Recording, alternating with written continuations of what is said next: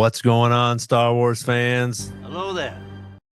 We are back for live on Wednesdays. I am not on a tour bus, which is nice. We don't have to. I don't know if you guys can see me bouncing around when I'm on the bus, but sometimes I fade in and out, and it can be a little hectic. So I'm glad to be here in a stable position. I see Jessica and Lane on. I'm guessing you didn't get the word that your son will not be on tonight. Nick has, but you have us. Yes, I mean you're more than welcome to stay. We would love for you to stay and put your comments in there. But Nick will not be joining us tonight. Not sure if Mike will either. But you have Derek and I, and we have some cool things to talk about. As everybody has seen the past few weeks, we've gotten some really good characters that we've talked about in some of the new movies coming up, which is going to be fun. I think it's really cool that we have so many new characters coming into these different, and we don't know what they're going to do yet, which I think is really cool. And we get to what if, and we get to figure out where they're going to be at and how much of a bad guy Matt Smith is going to be, and if Gina is going to come back, which I think would be pretty cool. But some of the things that we've talked about in the past few weeks, I did want to start off with some really cool things that I got. I didn't say anything on Mike's podcast yesterday because I'm not a big birthday guy, but me and Manny have the same birthday because my birthday was yesterday. But I got some really cool things, and I'm going to show you guys real quick.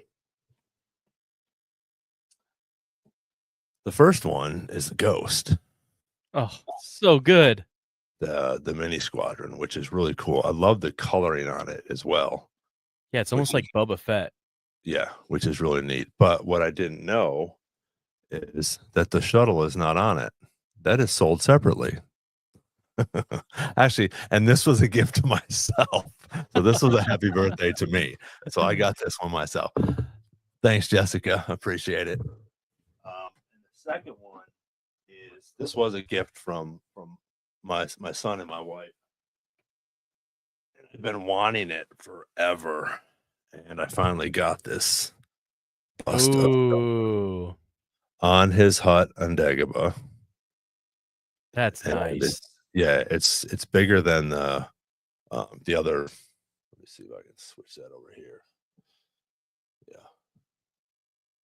Oh, I really like that. Yeah, that's super nice. Yeah, and it's a decent size too, which is really cool. But some of the other busts are a little bit smaller than that, obviously.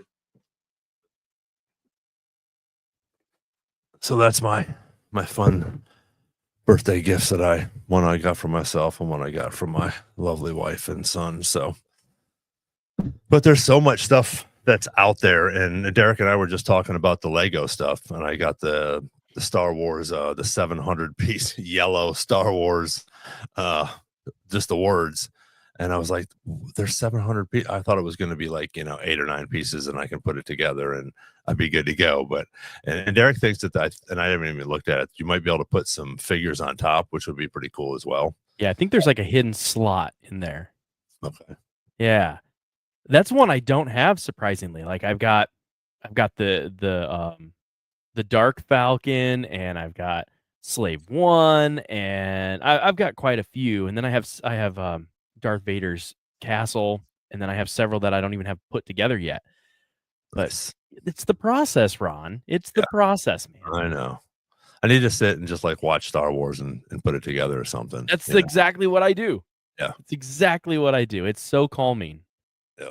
So, all right. So that's over and done with. Just want to say hello to everybody. Lane, thanks for jumping on. Lane, we have, let's see, Steve Jedi's here. Appreciate you. Saw Steven Grassi is there. Yeah, Steve, I bought mine at Kohl's, and it was actually on sale, which was sort of cool. So thanks for everybody for joining in tonight. If you have anything, please throw up a question if you have any. We're talking a little bit about I want to talk a little bit about Cal Kestis and my favorite. Yeah, and him coming back to, I know most of us have seen probably the trailer for the new Lego movie that's coming out, or series, I guess, and it all drops on the 19th of September, which is cool. But there is a Cal Kestis on the poster. They don't show him in the actual ad, but there is a Cal Kestis on there, which will be cool. And Mike was saying that he is voiced by Cameron Monaghan, or right? Is that it? Yep. Monaghan. Monahan. So I'm excited to see him too. I'm not. I don't do the games, but I do watch the stuff that comes out in reference to it when they put it all together. I don't watch it, but I watch that, but I can't play the games. It would take me too long, and I would be obsessed with the Rebuild the Galaxy.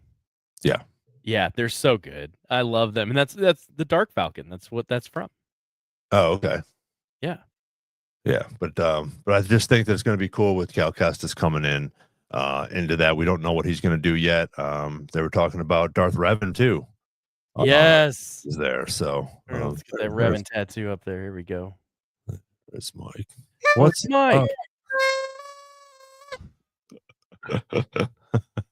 Oh gosh, I was like, I had my other screen up, and I was like, what was that?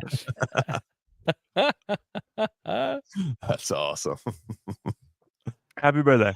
Thanks, brother. Yeah, I figured I didn't want to get a whole thing of things going yesterday, but yeah, I didn't know me and Manny had the same birthday, which is sort of cool. So if I ever run into him, I'll have something to talk about.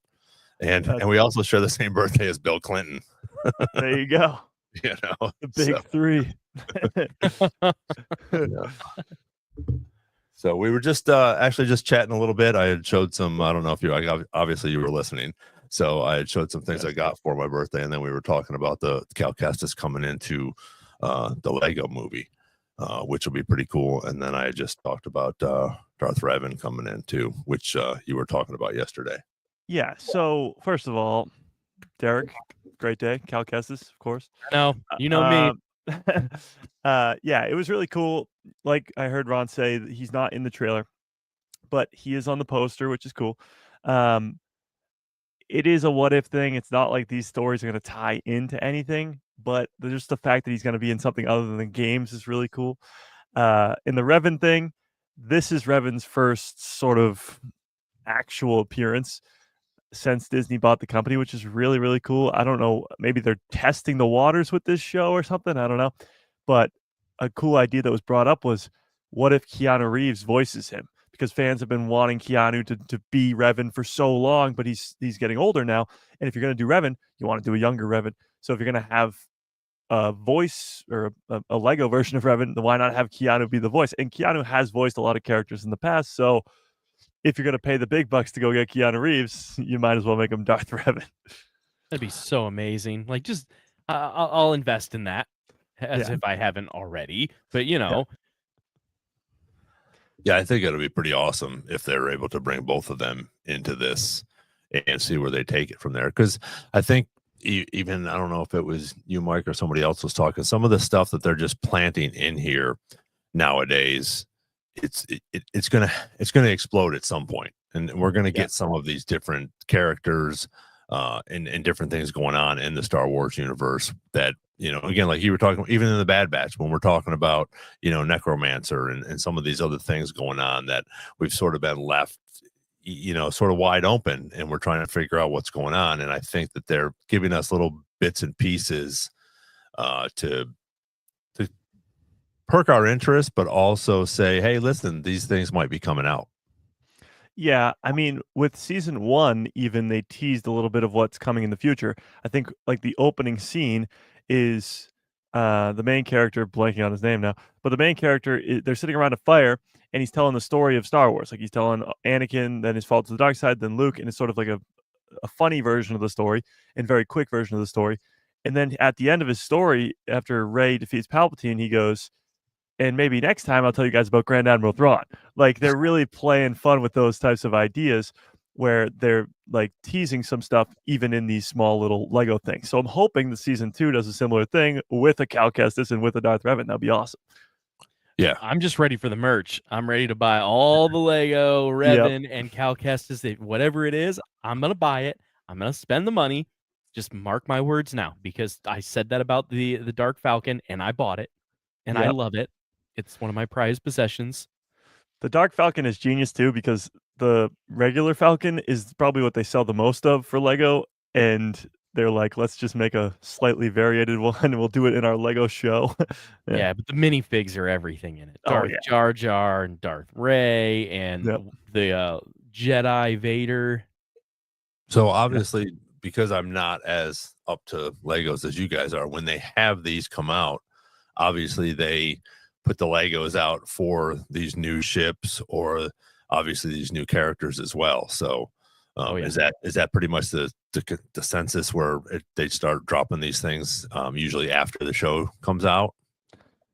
Yeah, well, I mean, it depends on what's shown in the trailers and stuff. I think they've already released a ship from the upcoming season. It's like this one of the ships from Hoth, but it's sort of like a hot rod looking thing. That it's in the trailer, but I think they've already released it. But I'm sure they'll release more as the show comes out. Like Derek was just talking about minifigs. Darth Jar Jar's coming back, and he'll have spider legs, like Maul came back with spider legs. So, like, that's gonna sell a great minifig. There's Cal Kestis has never been a Lego before, I don't think, at least. Revan coming in as Lego, like, yeah, that's gonna be what draws people in. So, I'm hoping. Yeah, So will they can just take my money. Exactly. Will they do you think with the Cal Kestis, will they have him with a ship or do they sell those guys separately or both? I mean, It'll maybe probably be both, with the ship. but it would be with the set. Yeah. Yeah, Okay. it's especially like special minifigs. They usually don't sell them separate unless like there's a lot of people that make them aftermarket. Yeah, so you can get them. They're at all these conventions, just hundreds of different characters. Yeah, but what fun is that? Why spend $20 when you can spend $250? Come on. Exactly. And get a whole set out of it too. Right. Exactly. Yeah. Well, with that too, like it's so George Lucas Star Wars where he made so much stuff like the Ewoks and stuff, and even in the original trilogy where he made that stuff just for the merchandise, really. Like he just made that to sell toys. And that's what this whole Rebuild the Galaxy show is. Like it's just to sell toys, honestly. It's a cool, like, what if sort of Star Wars, but it's selling these different variations of these cool characters that you already know. So yeah, I'm hoping for the best. I mean, with a show like that, even with season 1, I was like, it's fun, it's cool. I had a blast watching it. Doesn't change anything crazy in canon or anything like that, and it's not the greatest thing to ever happen, but it's like just a fun time, you know? Right. Yeah, for sure. So I wanted to get your opinion if I can pull this up here. So I guess the guy that created Asajj, he was talking about, possibly coming back for live action, but I didn't understand what he would even have to do in reference to live action if Asajj Ventress comes back, because I guess he created the character for the 03 movie in the Clone Wars. And I was like, this is sort of interesting. Like he's wondering if they're going to give him a call, but I'm like, if they're going to do a live action, they're going to do obviously a female, and Dave is going to probably or John is going to have the storyline for this unless they bring some writers in. But I don't think they're going to bring this guy. I don't know, Jendi Terrascofi or whatever that is. So are you familiar with this at all? Yeah, so that's that's the original creator of the original 03 Clone Wars miniseries.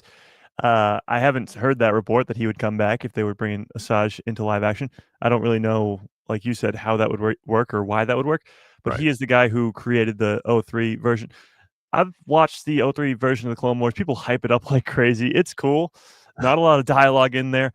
But I mean, it is cool. It's just 2D animation, and it's just Anakin going all badass and stuff. And Asajj is thrown in there. It's sort of her first appearance. So, but it's not canon. So I don't really know what he was talking about there, like coming back. I don't know. I'd love to see Asajj in live action, but I don't know what he would have to do with that. Yeah, that was my thing. I didn't even know that he was the one, because I thought Dave had invented her. No, well, she was invented for that. She was before him, I guess. For that 03 series, and Dave didn't come on until like 2007, 2008. I didn't even think about that. Yeah, so I guess obviously she did. So yeah, so I just thought that was interesting that they would bring him on if she was going to go live action, and because again, he's sort of been put on the shelf for the animated stuff, obviously, because we haven't seen him around for that. So it'd be interesting to see what he had going on. Steve had a good comment here. If anybody liked the Ahsoka shuttle, I'm already on Amazon. It's $19, Steve. Still big Still pretty markdown. good. That's more than $10 off. Let's go. That's pretty good. That's actually, it's really cool. You can't really see it, but Oh yeah. yeah. My problem with the Legos is people give them to me like for birthdays and stuff, and I just don't build them. Like I built some of them. I got a ton of unopened ones still over there, like the Infinity Gauntlet. I got Obi-Wan's ship from Episode 2, an X-wing. I got a ton of stuff that I haven't built yet, but I do have stuff that I've built, like Boba Fett helmet, Vader helmet. I got all of the Mos Eisley one, the big Mos Eisley one. I got that. Nice. Yeah, that's pretty cool. Yeah, see, I couldn't. I just can't do them. Yes, you can. You can. You can do it. The problem I have is where do you put them? Like, I don't have a good storage setup for. Like, I gotta. I just moved. Do you know how hard it is to move with that many Legos that are built? And I still have like 5 in boxes. Yeah. Oh my God, Derek, are we wearing the same shirt today? Oh my God. That's pretty funny. That's hilarious. Oh no, what happened? He lost his camera. The The camera was so crazy. excited. It Yeah, was like, it's getting out of hand. Now there are 2 of them. I actually today I made somebody said something about credits, and I said, credits? Republic credit?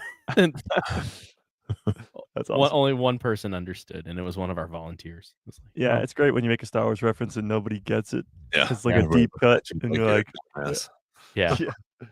One more thing. I just saw this on the internet, and I just thought it was interesting, and I would be interested to see what you guys think about this. Is whether it's a Sith or a Jedi, but to have an Ewok and the caption up there, if you guys can Oh see. my gosh, a true murder bear. Yeah, I'm sorry, I'm blocking your face, Mike, but that's I saw that today. I thought that could be sort of cool to have an Ewok, Jedi, or Sith. So Galaxy 23, what's going on, Evan? Greg, welcome. Appreciate you guys. Oh, Larry asked if we glue them when we build Legos. I don't. No. I should. I know. But I just don't have the heart to do it yet. Yeah. See, I would have to. What if you mess up? That's the problem. I've gotten like 10 steps in. I was like, oh no. Yeah. Oh, see, I think I would do it afterwards. Yeah.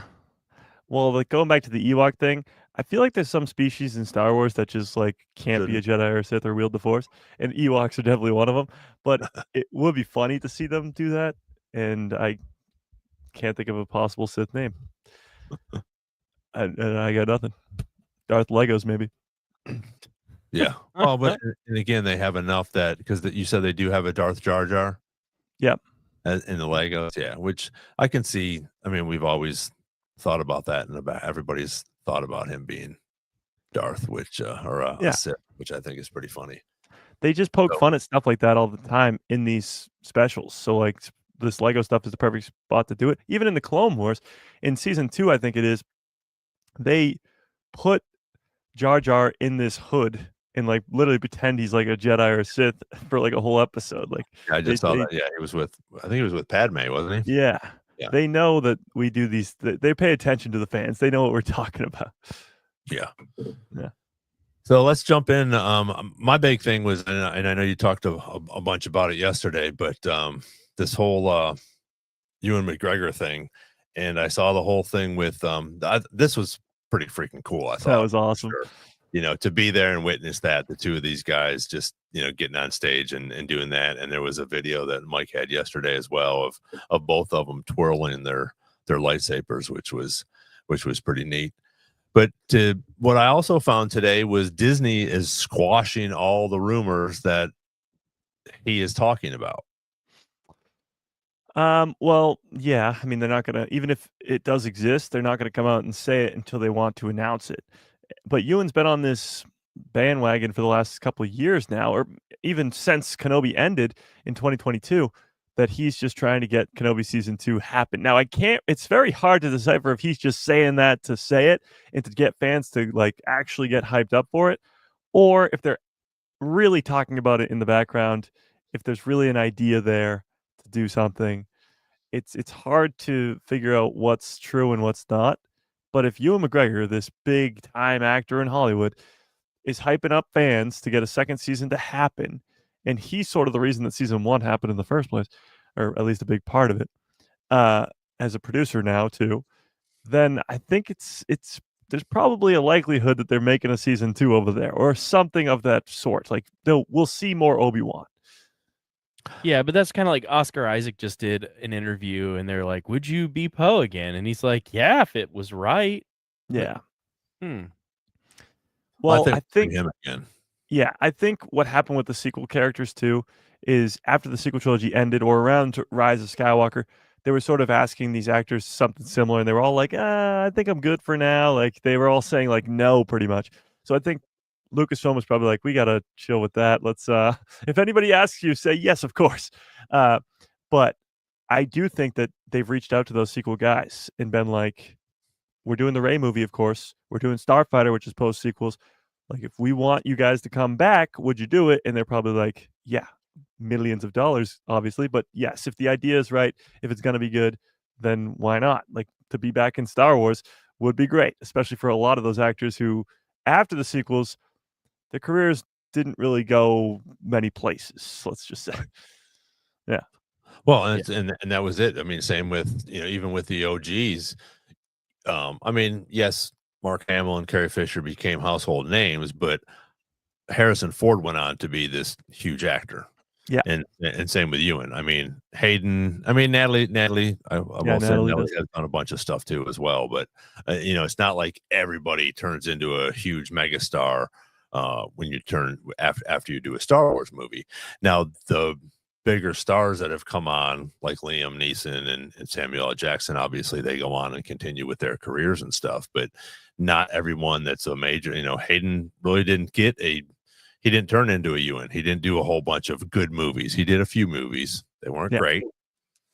But I think it's interesting now that they do want them back. And I think it's really interesting for Ewan to do that. Obviously, he loved the character of Obi-Wan Kenobi to play him because he can do a whole bunch of other stuff, I'm sure, in Hollywood, but he wants to do more Star Wars, which I think is fantastic. It is. And honestly, there's nothing like Star Wars. And I think even the actors know that when you go to a convention or you are doing premieres or press for a movie or a show, like the difference between doing a Star Wars show or a Star Wars movie versus anything else is probably like ridiculous, even for an actor. So I'm sure they want to keep coming back for more. Well, and they get paid decent money to be in these conventions and stuff too. Yeah. Exactly. Along with whatever they get for their signatures and everything else that's going on. But yeah, the thing that I saw today was they were just saying that he wouldn't be in Ahsoka season 2. And I just thought it was interesting that they would actually, instead of just letting him run his mouth, literally come out with something that says, no, he's not going to be in Ahsoka season 2. So I thought that was just sort of interesting because, again, obviously all of us and everybody on this channel would want to see him back, in a live action or in a movie or, whichever comes first or both, And sometimes that's to subvert expectations. Like if he is in Ahsoka season 2, they don't want that to be running around. So they'd want to squash that pretty quickly and early on so that when it does come out and he is in it, it's this big surprise. Like, if we knew that Luke was coming in Mando season 2, it wouldn't have been as good because nobody knew it was coming. So if people are already guessing that Obi-Wan's going to be in season 2 and we're more than a year out, maybe, then they don't want that. So they want to squash this now so that when it comes and it happens, people will be all hyped up because we already know Hayden's in it. We already know that that's going to be awesome. Mm-hmm. They just want to give us still some surprises after that. Speaking of Luke and Mando, I watched that with Ron in my old studio in Nashville, and I'm sure my neighbors could hear us yelling. It was so great, like core memory burnt into my brain. It is a great moment for sure. Well, going back to the Kenobi season 2 thing, it's more a question of like, do we actually want it? Because when you look out online, it's sort of a mixed bag because season 1 had like the Reva of it all, and people weren't a big fan of her, and that just there's some bits and pieces of the early episodes that weren't as solid as like that grand finale. But the reception to the Kenobi series was not a very unified one, I guess. Right. So even though I love Kenobi season 1 and that rematch of the century is like a peak moment in Star Wars now, it almost like shouldn't be continued because it's that good. Like, what would be a second season plot? And that's sort of the argument that's being had online. Like, do we actually want this? Do we need this for Kenobi season 2? And honestly, I don't know. I love Ewan. I love Hayden. I want to see them back. Obviously, we're getting more Hayden in Ahsoka season 2. And the hype around season 1 of Kenobi was insane. Like, just having them back for the first time in 17 years and doing all that fun stuff with the press tour and everything. That was awesome. But do we need a second season? Like that's the big question is, do you want one? Do we need one? That sort of deal. Yeah, and I agree with you. There is so much speculation on what it could be. I think it would be fantastic if you could do the Force Ghost type of thing, and then also possibly do, go back and do some, some past scenes and stuff like that. Because for me, we have to leave him. He can't just be going off and jumping off of Tatooine and doing all these missions, because his mission is to go after, or to look after Luke. And as much as people gave him shit about leaving for, with Leia and stuff coming on, and I thought that was fantastic. I thought, if he was going to leave, it would have been for her. Anybody else, no. Screw it. I mean, he really didn't even want to go. He told Val that, and for him to leave and take care of her and get all that settled, I thought was fantastic. Like I've said before, that's my favorite live action so far. But I also think that we can't have him keep jumping off planet. I think we have to keep him there. And if we go and do some, some earlier stuff, that might be cool. To bring him in as almost, and I don't know if you said something or somebody else did yesterday, bring him in as more of the Alec Guinness, make him older, and then you can still take that makeup off and put him in the age that he is now and do some other things, whether it's on the planet. Again, like you said, maybe the who's the Tusken that's the Sith. Yeah, he eventually turns into Darth Krayt, but yeah. Right. But to have something like that on Tatooine where he doesn't have to leave and get everybody else all upset because he left Tatooine again. Where I think you can find stories that we could do with that. Yeah, and somebody else brought up too, and I didn't even think of this, was Chrysanthemum, the Wookiee from Book of Boba Fett. There's a canon comic where the two of them, Kenobi and Chrysanthemum, they fight on Tatooine. So maybe we could get that in live action as sort of like a subplot, and then have the bigger villain maybe be Darth Krayt / Asherad Het type deal. But the problem with that is, like, that's cool, and getting the Force Ghost stuff is cool. But usually with season 2s, you want to one up your season 1s, and it's very hard to one up what happened in season 1, like without Vader coming back and just doing it again, which you can't do. No, you can't do that. So I think they should just leave it alone. Personally, like there's a part of me that definitely wants it, but it's also like, I want the story to just be like, he was an old hermit, he's hiding out in a cave making sure Luke's safe. Yeah. Well, yeah, no, I agree with you. I think if there's no way to make a better story, then don't do it. Like, we don't want a second season that's just worse and just for money or just for fun. Like that wouldn't be right and wouldn't be good. We don't need it at all. However, to be devil's advocate here, we would say the same thing about the first season. Like, we knew Kenobi stayed on Tatooine the whole time, and we knew where he ended up, and we didn't really need that middle adventure.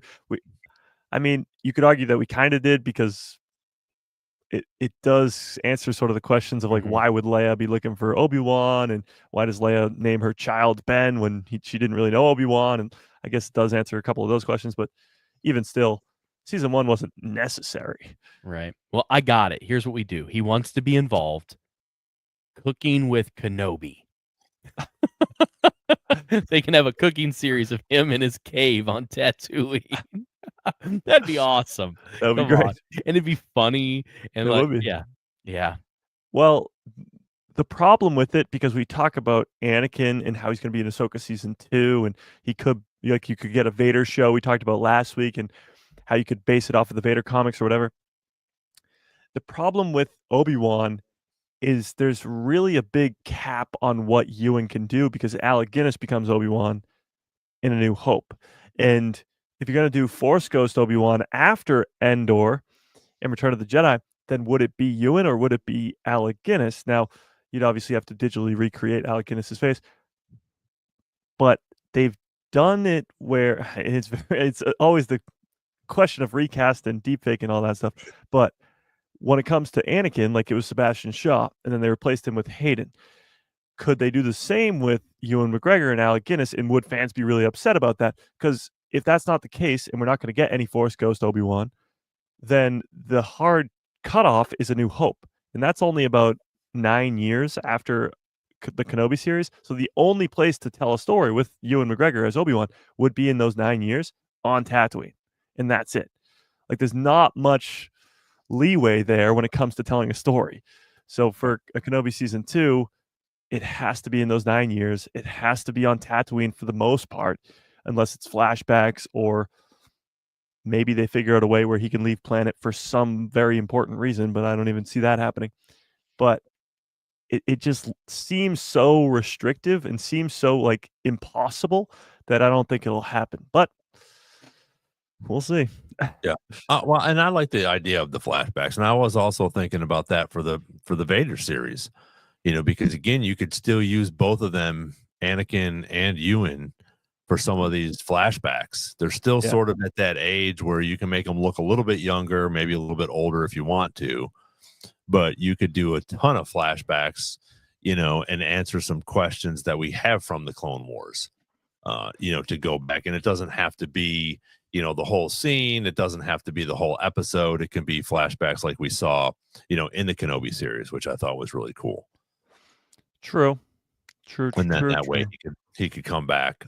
Because again, I think if he comes back in Ahsoka, how is he going to come back in Ahsoka with Hayden? Are we going to see more flashbacks of the Clone Wars? Yeah.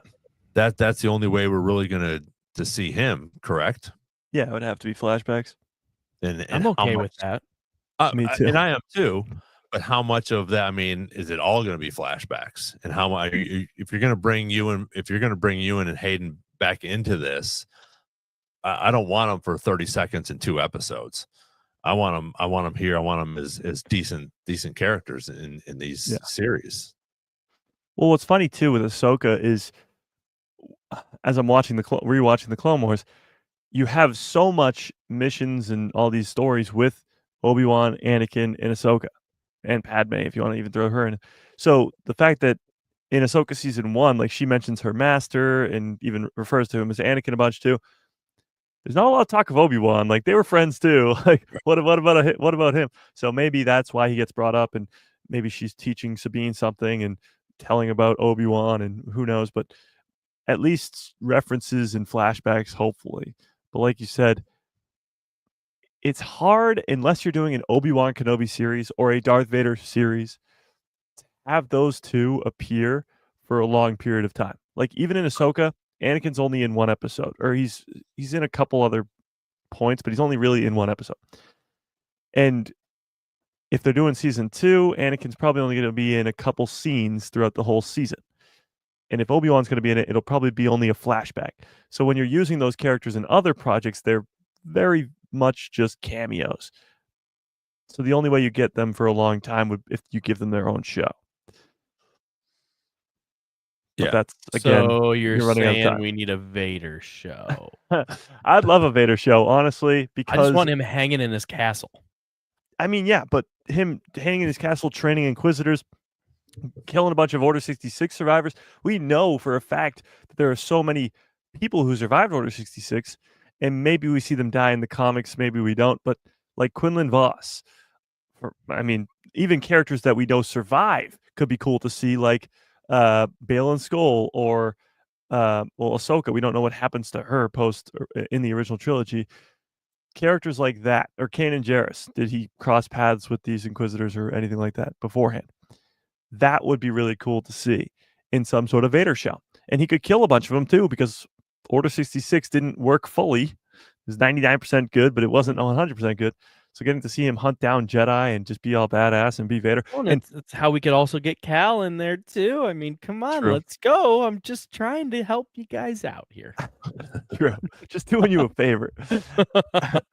But also the Padme side of it. The one big gripe I have with the Kenobi show is that Padme wasn't mentioned. The focus of his real fault of the dark side being Padme, like Obi-Wan didn't bring her up at all. And in the flashbacks, even, she's not mentioned or seen.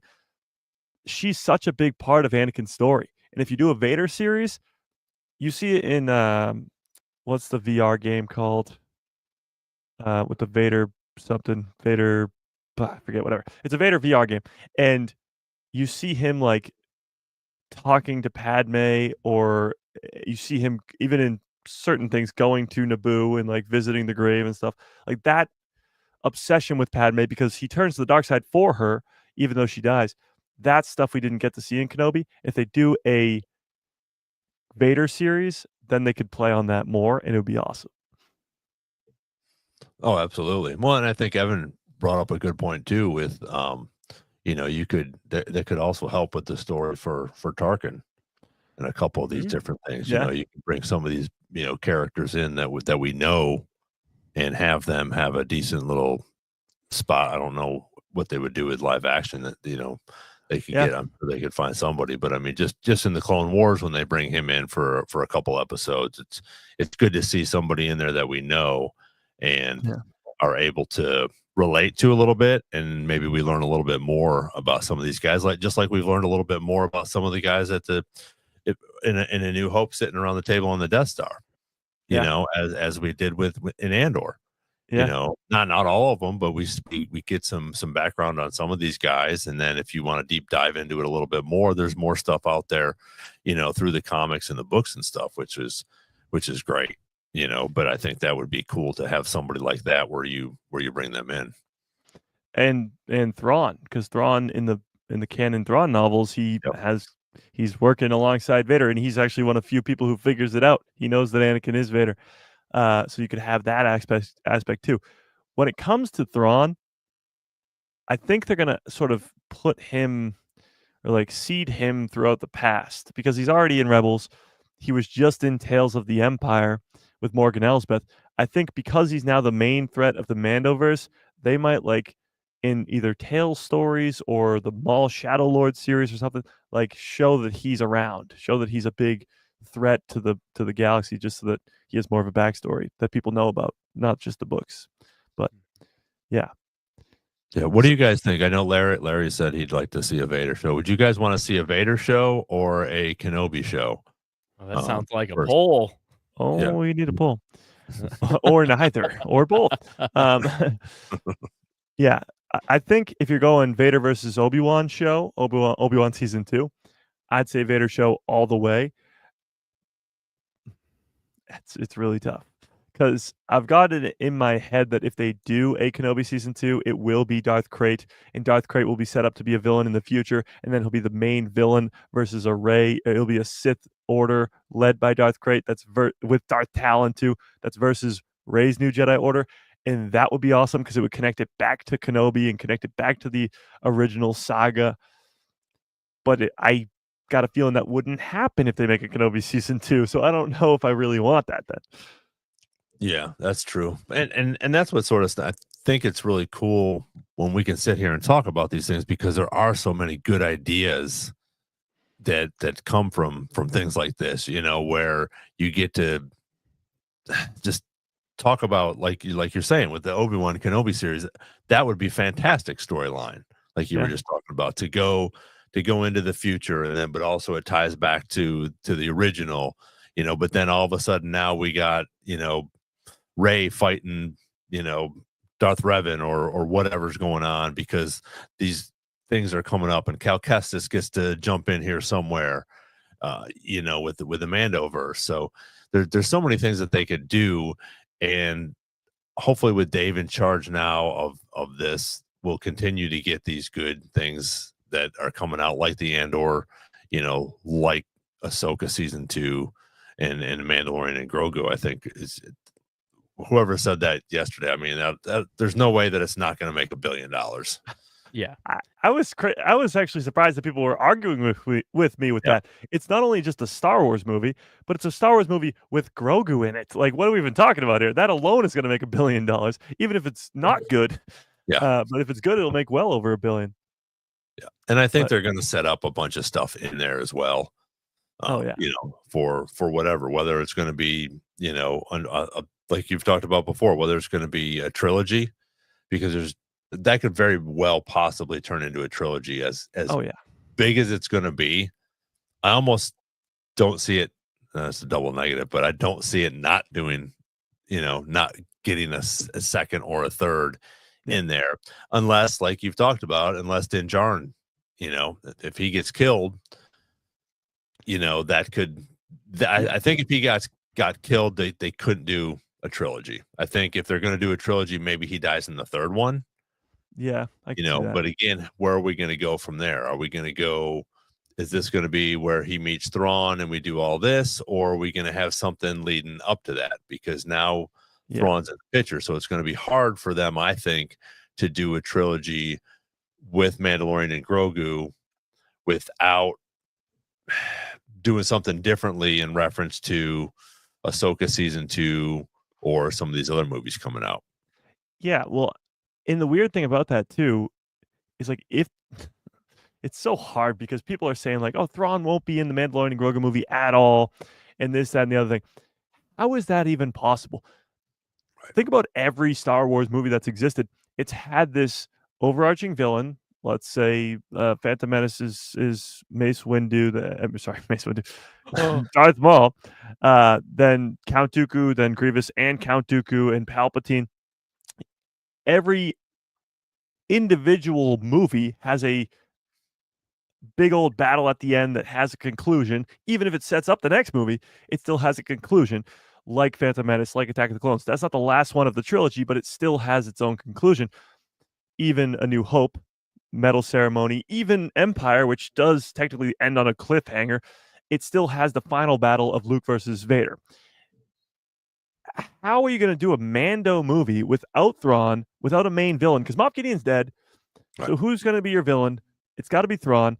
And what's going to be your main conflict? How's it going to end in a big battle that has a conclusion, even if it sets up more story? And if it's not Thrawn, then I have no idea what we're going to be watching next year, because there has to be something that connects to this whole story they've been setting up for the last 6 years on Disney Plus. Like, it has to be connected. There's no world where it doesn't. Right. And how do you not hear about Thrawn returning? Exactly. When you're over here, you could be in a different part of the galaxy, but when he comes back, and he's going to come back obviously with a vengeance, they're going to know about it. So again, like even in when did they finally mention Asajj in live action? During Ahsoka.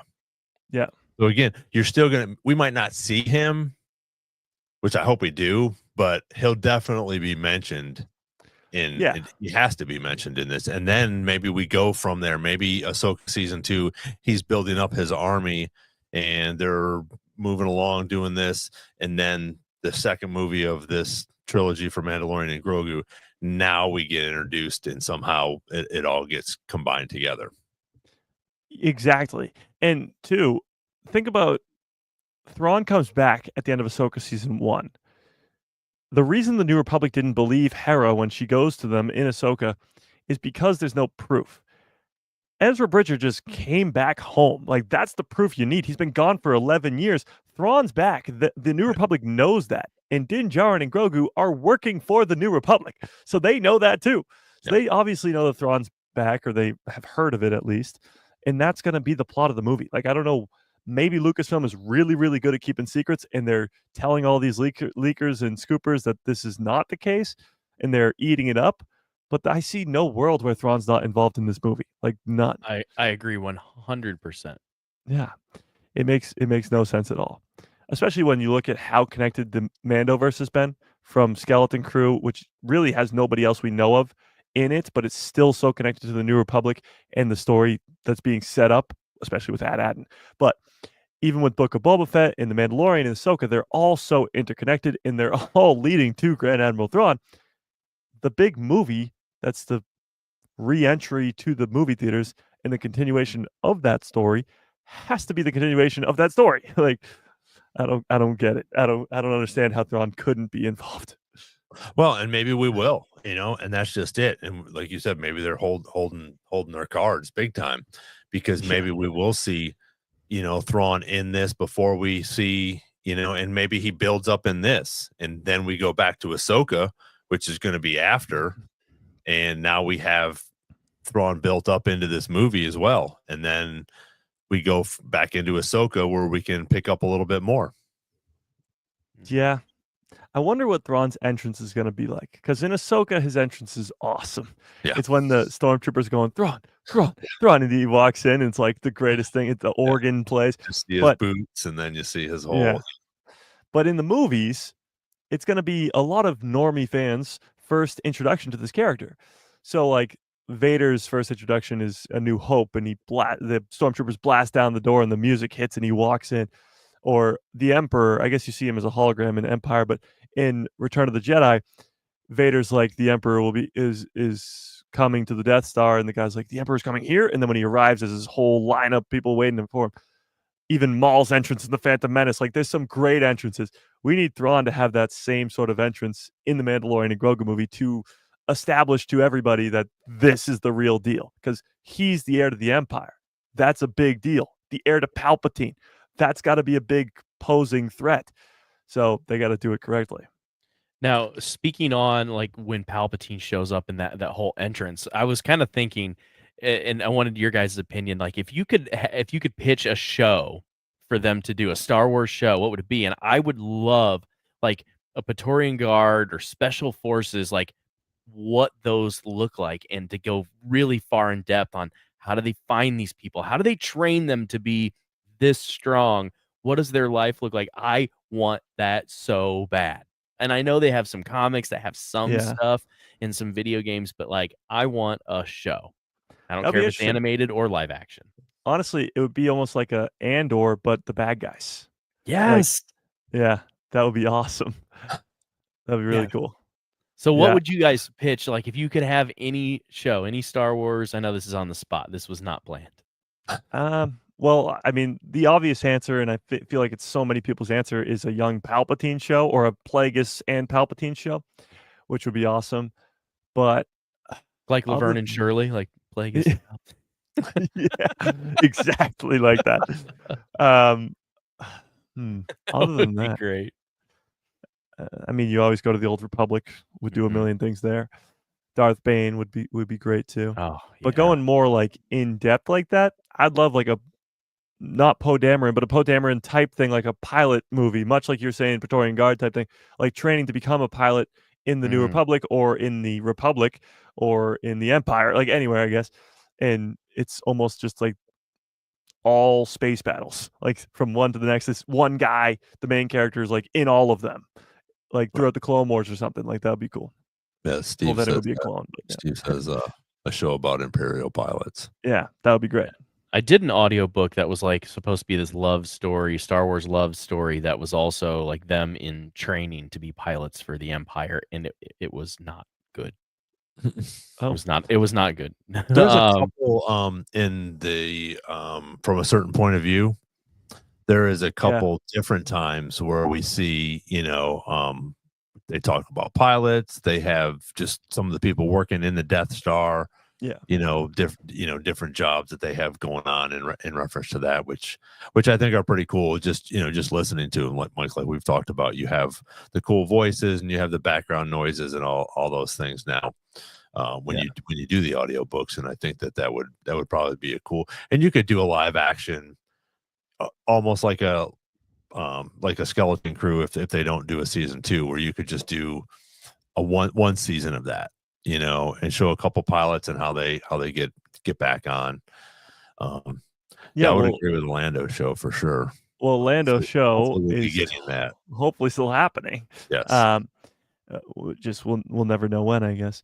But going back to what you said about Skeleton Crew is almost that idea. Like Derek asks somebody to pitch them a Star Wars show, and they go, "How about a bunch of kids who have this pirate adventure in Star Wars?"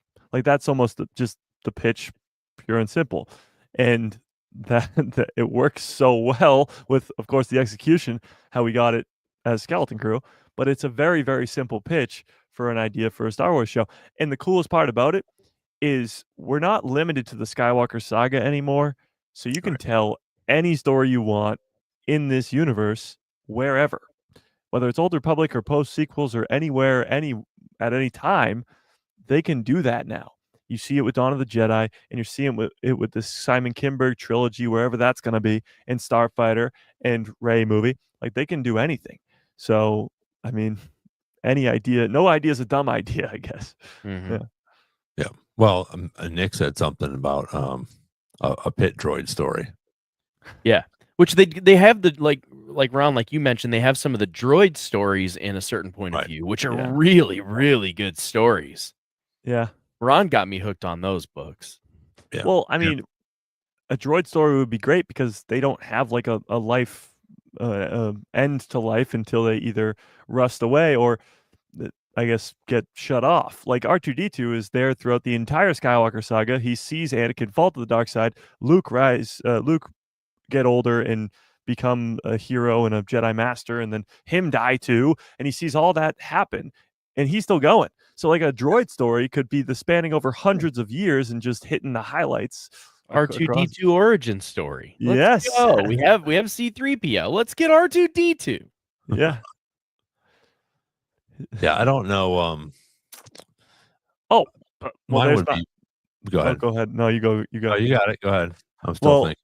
Mine would be a Keller and Beck show. What happens after him and Grogu leave Coruscant? Because we know where Grogu ends up. At least we know where he ends up 25 years later, which is with those pirates in Mando season 1, where he saves him. So how do we go from Keller and Beck saving him on Coruscant to that, a Grogu story, where he starts with Keller and Beck? What happens to Keller and Beck? Maybe Vader hunts him down and kills him, or Inquisitors hunt him down and kill him.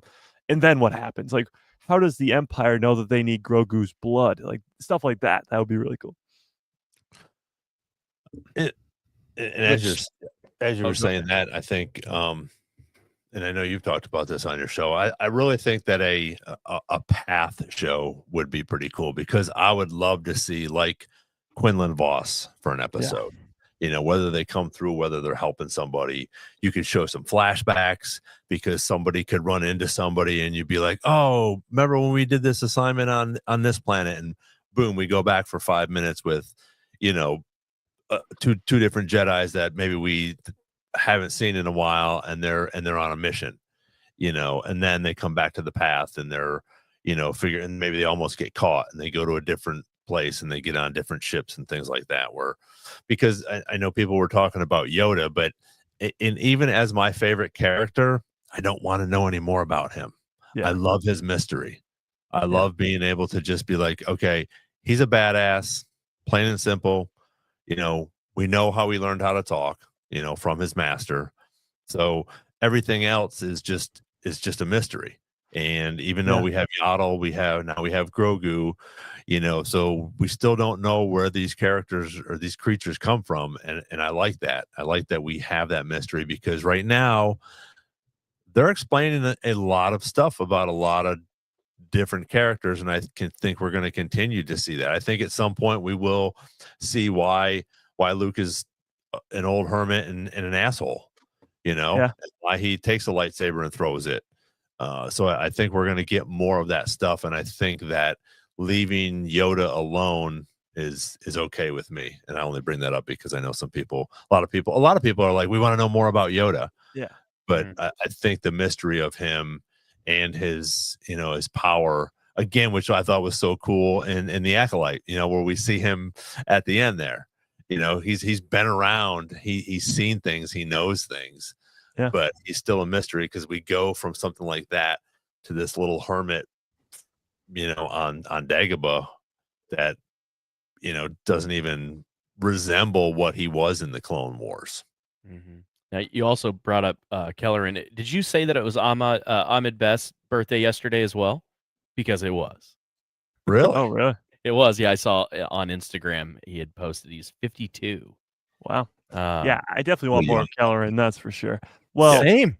and Ron brings up a great point about the Hidden Path show. When you look at the animated stuff like the Clone Wars and the Bad Batch, it's just the premise of the Clone Wars and the Bad Batch. You can tell any story, side mission, other like look at the Clone Wars.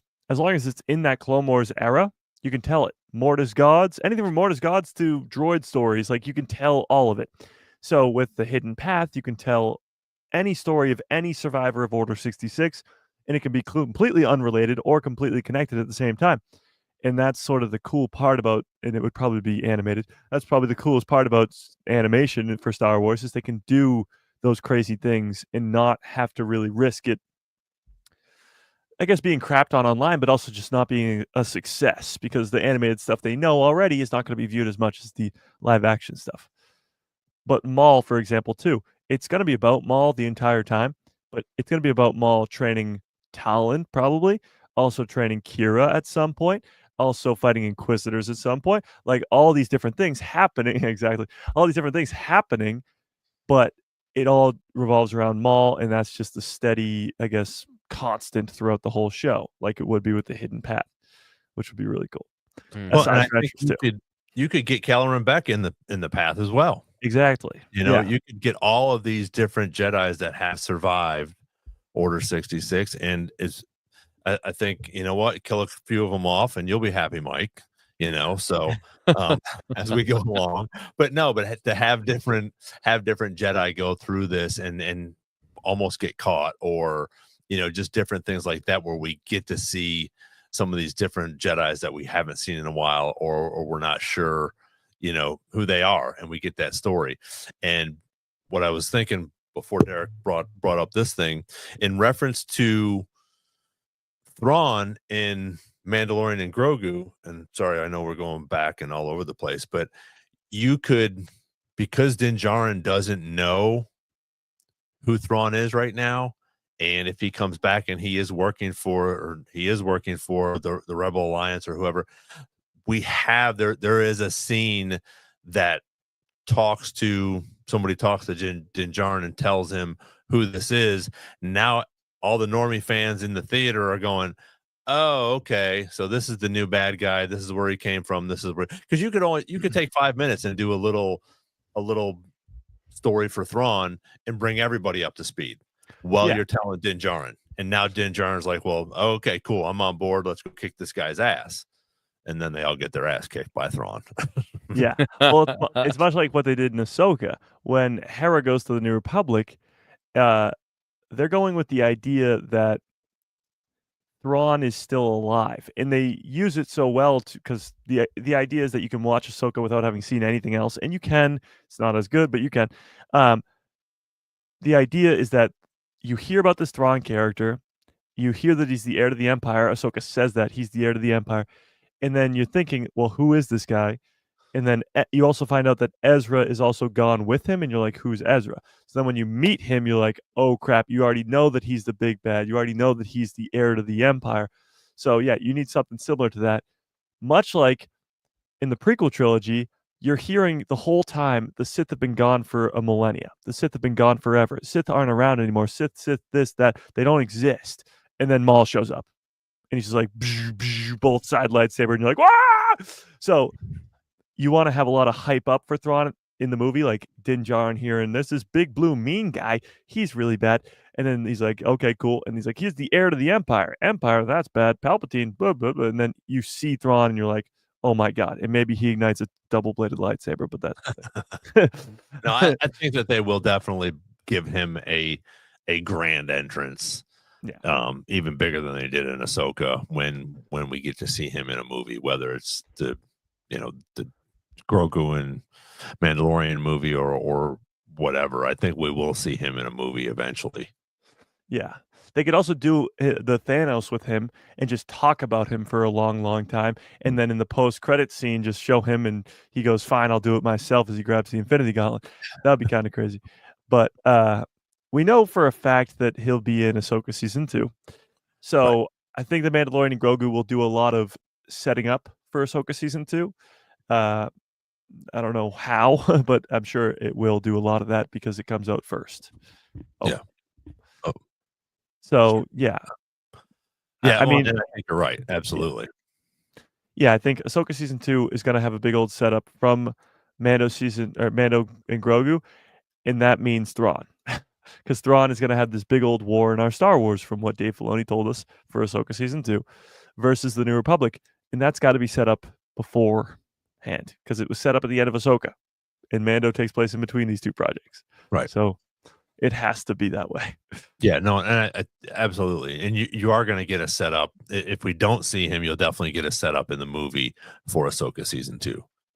Yeah. Just like they're doing with a lot of things nowadays, where they're filling things in, whether it's going to be the animation or the live action or the movies.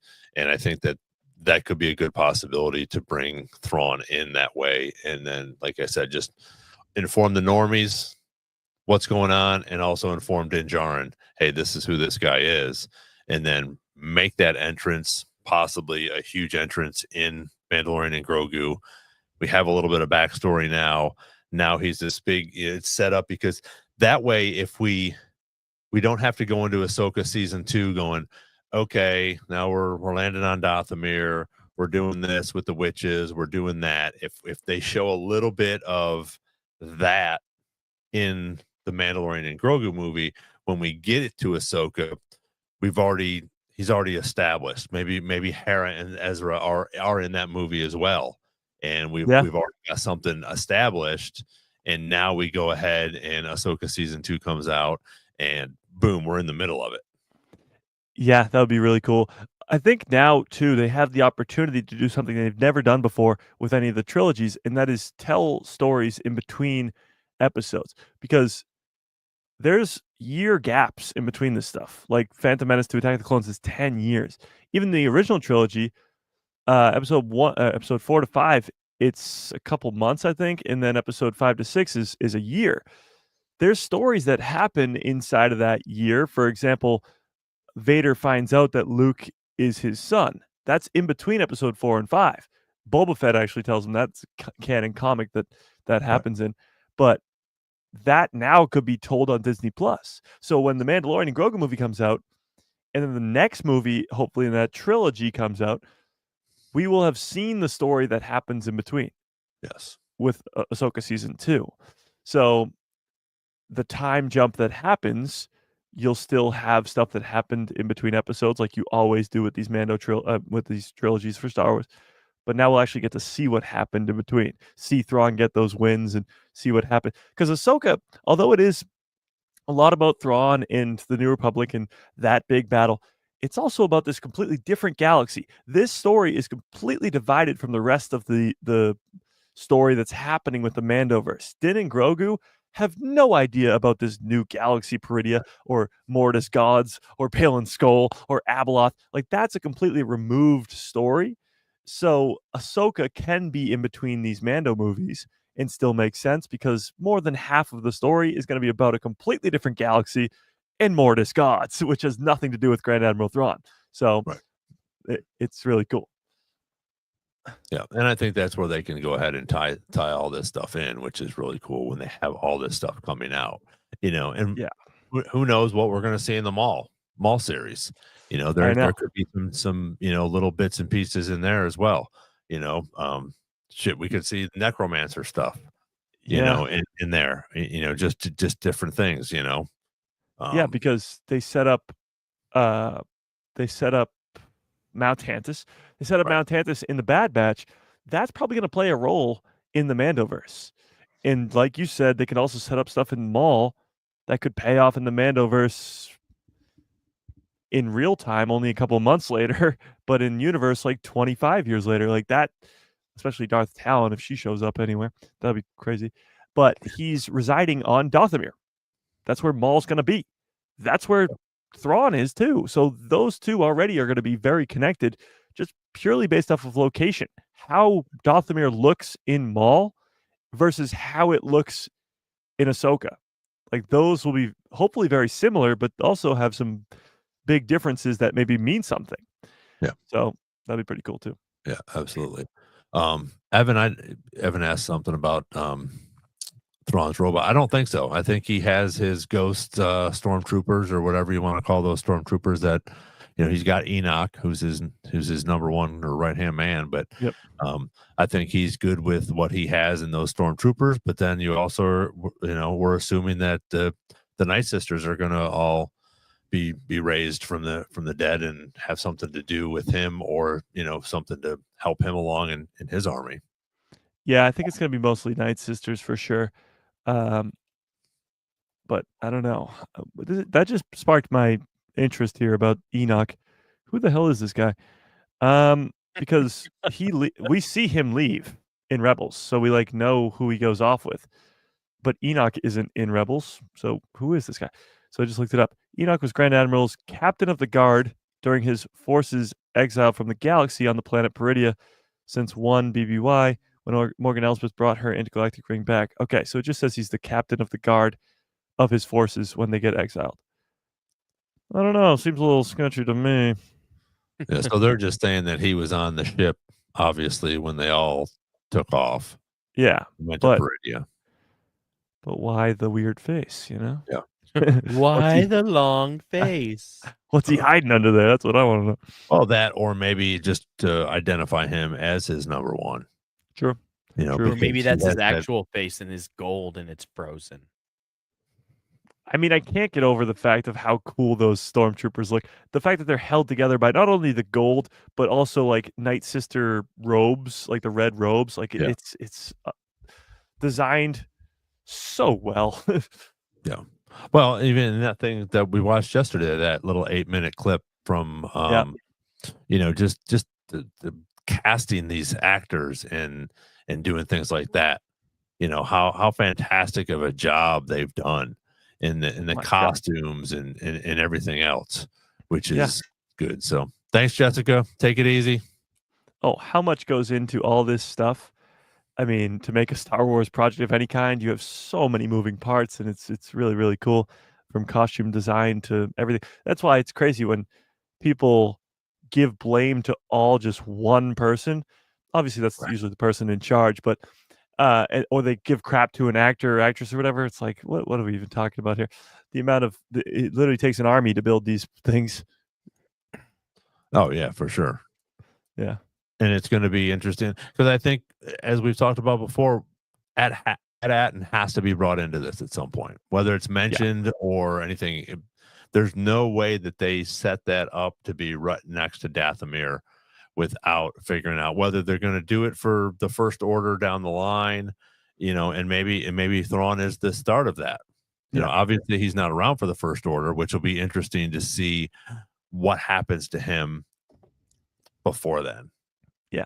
Is he going to die in this trilogy that we might get from Mandalorian and Grogu or whoever else? Because Simon's he's doing the one after, right? His is in the future. His is the Rey type of thing. Mm-hmm. So we got to figure out what's going on here. And what other movies are we going to get besides maybe an Ahsoka season 3? But if Mandalorian and Grogu does so well, which we know it will, why not have a 2 and a 3? And now we go into Thrawn's death and maybe Din Djarin's death at the same time, Yeah. Well, that's the weird thing too, is are they going to do Thrawn like they do in canon or Legends? Because the canon Thrawn is doing a lot of this or all of this to protect his people. Like, that's why he joins the Empire, to protect his people from the Grisk. And he's really just trying to always just protect the Chiss people. In Legends, because I just, again, finished rereading the Heir to the Empire trilogy, there's none of that. Like, he's just the heir to the Empire. That's it. He's evil. He's bad. He gets destroyed. That's it. But in canon, there's more to his story. So, like, is he going to be that in a post-original trilogy world? Is he still going to be trying to protect his people? And if so, that could still work, because he's clearly running from something at the end of Ahsoka Season 1. Off of Peridia, he's running from something, whether it's Abeloth or whatever else. So maybe he's coming back to the galaxy to take over, just so he can protect his people and protect the galaxy, because maybe that's what he thinks is happening. Like, he needs to protect these people. And maybe he even tries to warn the New Republic of that too, and they're like, no thanks, and then it ends up in a battle. They could honestly make it look like the New Republic are the bad guys here.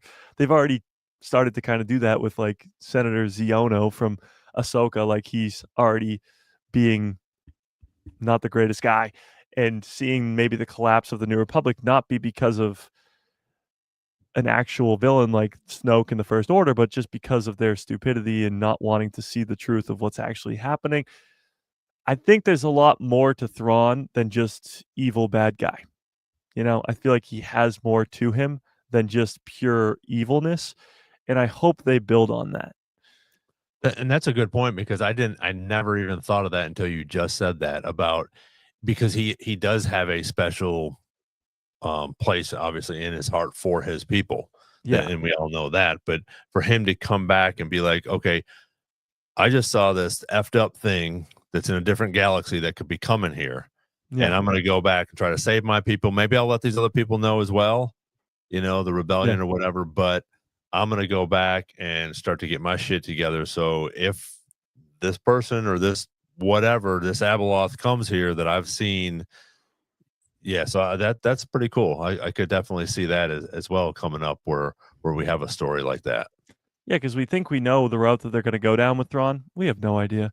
They could have. They're not going to copy and paste the High Republic. The heir to the Empire storyline from Legends. They're just not going to do that. So they could pull a 180 on us and make Thrawn not look like the bad guy here, and make it look like he's just trying to protect his people. And then the First Order. Awesome. I know, like, it would be so cool. It would be different, and different is sort of what we need right now. We don't need the same thing over and over again.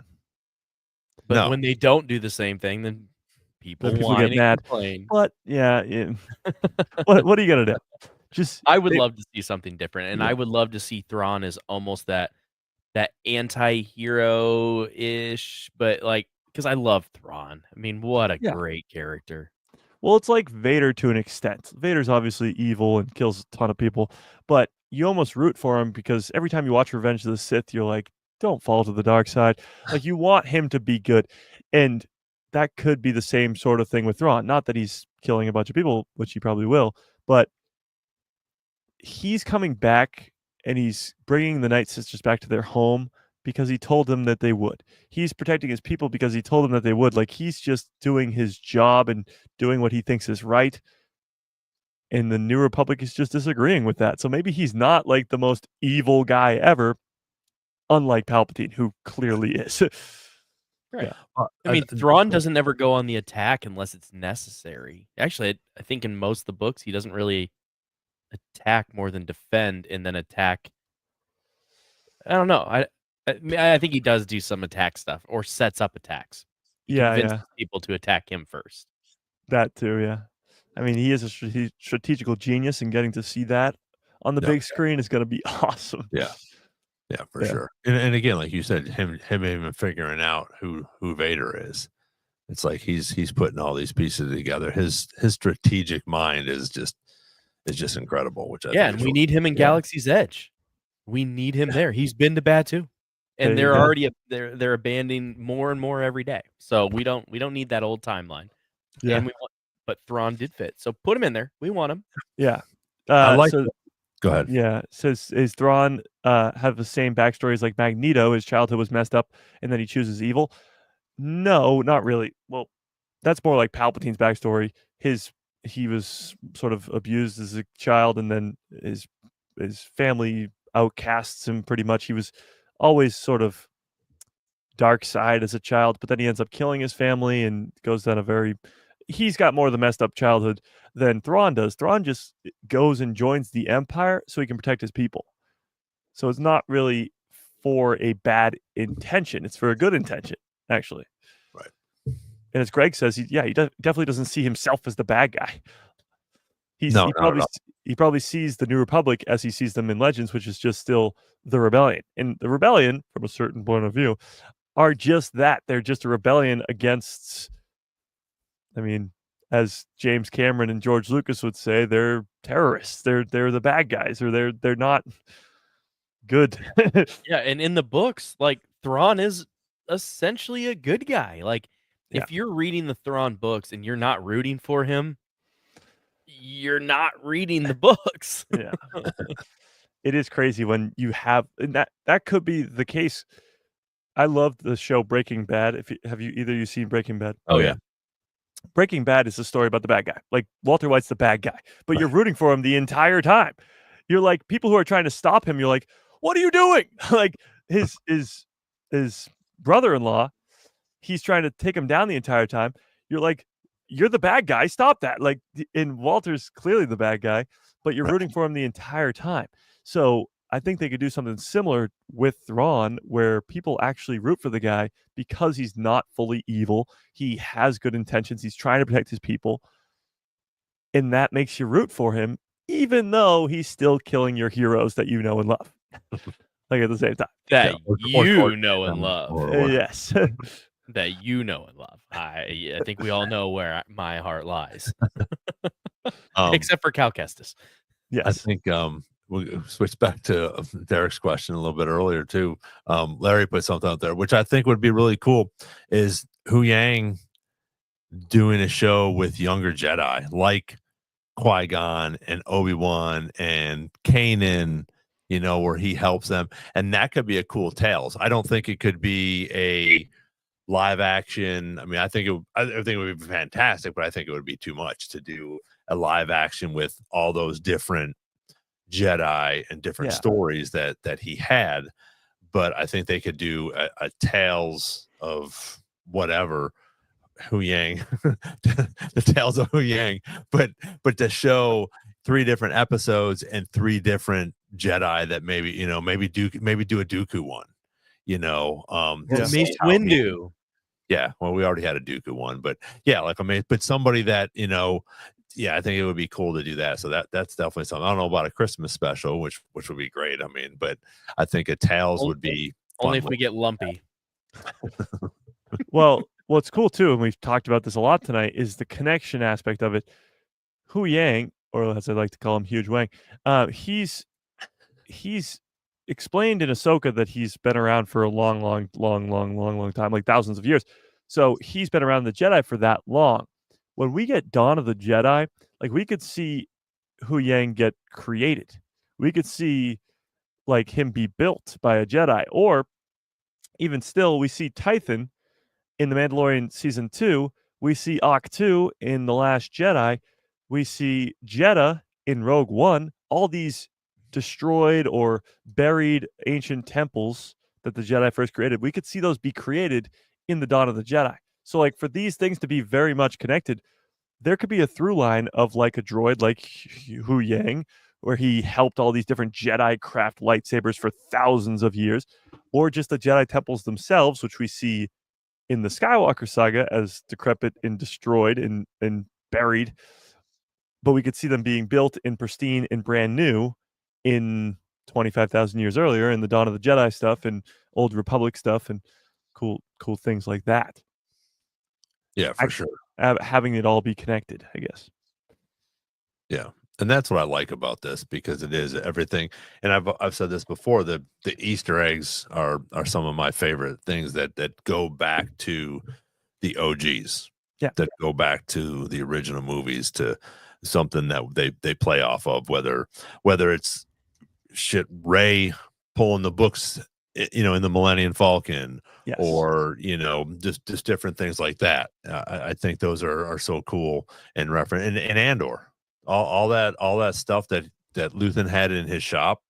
I mean, we all were just like in awe of it. Everybody was trying to pick out different things and where'd this come from and how did he get that, so I would love to have a book on that, just to see how and why how he got all those things, Luthen. Yeah. That would be a cool story to figure out, how he went, because we sort of have an idea of what he was and what he's become. Yeah. And we know the double agent, so to speak, that he plays in Andor, but how did he get that music, his shop? Yeah. Where did he get all these things? Right. I mean, I know it was sort of like, as he went along and built, but to see him gather up some of those artifacts, I think that would be pretty cool. Well, and talking about artifacts, Greg brought up about Thrawn and the art and how that played such a huge factor. Yeah. Though some of that stuff is in the background, Yes. and there's Easter eggs. So we're going to like they are not stopping the art thing. Oh I mean, no, absolutely. That's how he knows Hera. Yep, exactly. And that was the first time we met him too. Like Hera gets captured, she goes in there, and immediately he already knows who she is, who all of them are, just purely based off of the art, which is so perfect for Thrawn. But Ron, you brought up the sacred texts, like when Rey takes him off the Millennium Falcon. We could get to see those ancient texts be written by the original Jedi who wrote them in the Dawn of the Jedi time period. And what's really cool about that too is those ancient texts are what taught Rey to be able to force heal, like that ability that no other Jedi could do. And fans, first of all, hated it because they were like, "Oh, Qui-Gon could have just been force healed. This character could have just been force healed." But what's interesting about that is that the ancient Jedi knew about this thing when they wrote it down in the sacred texts, and then it was forgotten about, or purposely forgotten about, because maybe it had to be restricted for uses. Yeah, but also in go back to Cal Kestis in the game in Jedi Survivor, you have Z, that droid Yes. from the Old Republic, which would be an awesome character to add. And Z is like whole point is it's like a research droid.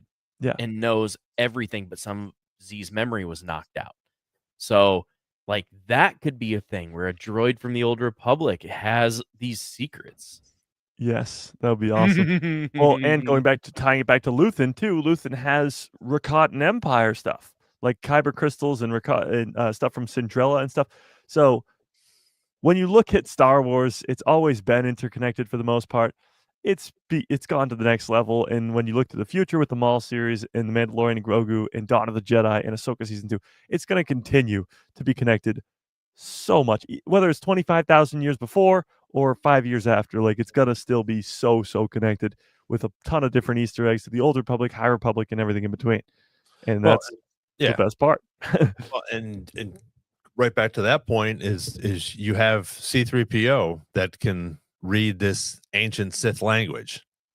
When so Babu Frick figures that out for us, and so there's so many things that are interconnected in this galaxy, which I think is fantastic. Whether George wanted obviously most of that in the first 6 movies and some of the stuff he did, but for everybody to continue to carry that on as we go into all these brand new series and new characters, and they're still able to hold it down and connect everything with the original stuff that's going on, which I think is fantastic. Yeah. And someone asked, Dryden Voss has a big collection in Solo. I wonder, so does he have any connection to Thrawn? I don't know if he has a connection to Thrawn, but I'm sure the two may have crossed paths, because collectors probably do.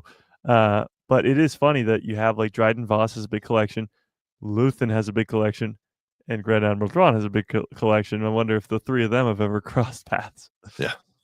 Yeah. Well, and that'll be interesting to see if which I think he will be. I think Dryden Voss will be in the new Maul series.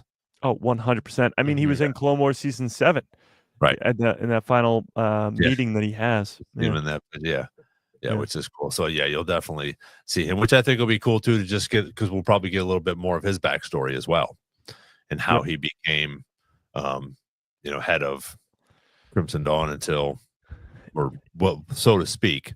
He thinks he's in charge until we figure out that Maul's the one that's in charge. Yeah, it is really crazy, because every time I think about next year, it's like it's got to be insane. From Maul to Mando to Ahsoka, all that is so exciting. We're talking about Maul and Dryden Voss being connected, but probably Darth Talon and the Mandalorians and Dathomir. That's going to be insane. Then you go to the Mandalorian and Grogu movie, it's going to be awesome, and then Ahsoka season 2. Like it's going to be an insane year. But I saw something really funny yesterday. The Fallout season 2 trailer dropped. I don't know if either of you watched Fallout. Oh yeah, I saw it. Yeah, season 1 was really good. So the season 2 trailer dropped yesterday, and I go to the comments, and one of the it comes out December 17th, and one of the comments says, looks like I have to survive till at least December 17th. So I was just thinking like 2026 is going to be an insane year. All I have to do is just make it there. Yeah, I'm excited for some Uncle Baby Billy as a cowboy in Fallout. Yeah. Oh yeah. If anybody watches Righteous Gemstones, that's also a wonderful show. I do not. But Oh, I Might haven't have watched to check it. it out. I've watched a couple. I haven't been able to get into it, unfortunately. I probably it is. just did. It's not for the faint of heart. Let's No, say that. no, it's definitely Okay. yeah. Yeah, you definitely got to go in there with your eyes wide open. But do you guys think we're going to see something before the end of the year? Yeah, I we've mean, got Rebuild the Galaxy and Visions Well, I Volume mean, 3. besides what's been announced, Yeah. do you think there'll be something in November or December that we're going to get like a Tales or maybe another big announcement for something else? Honestly, I think if anything, big surprise wise, they could give us Maul before the end of the year.